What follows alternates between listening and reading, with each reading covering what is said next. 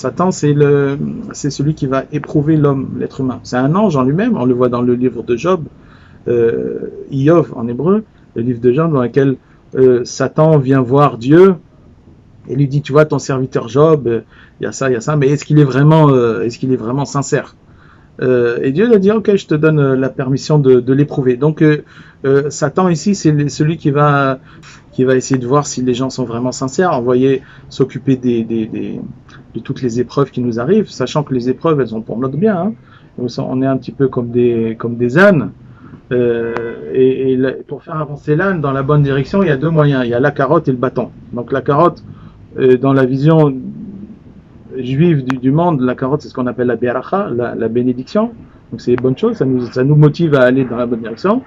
Et le bâton, c'est les mauvaises choses, c'est ce qu'on appelle la prélala, la malédiction.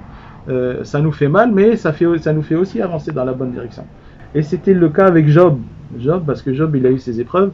Et nos sages disent que Satan, il avait encore plus mal que Job quand il lui a envoyé les épreuves. C'est-à-dire que, oui, ça fait mal de quelqu'un qui est bien, qui est gentil, tu vois, on lui envoie ses épreuves, mais on sait que finalement, en fin de compte, comme on dit en français, à tout malheur est bon, en fin de compte, c'est ça qui va faire transformer l'humain, c'est ça qui va nous faire nous sublimer, faire sortir notre meilleur potentiel.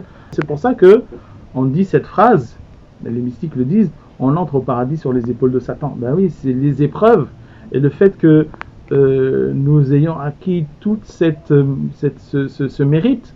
Oui, nous entrons au paradis par les épaules de Satan.